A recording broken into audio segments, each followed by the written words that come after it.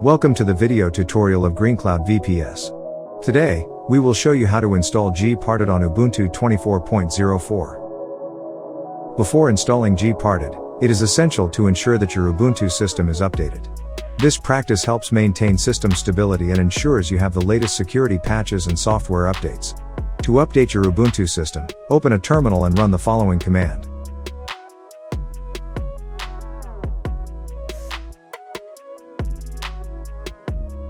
Now, import the PPA with the following command. Next, update your apt package list to include the new repository.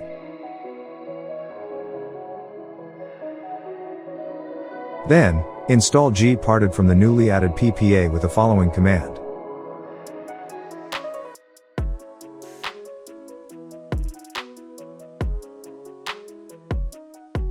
Now, we will launch GParted via GUI, graphical user interface.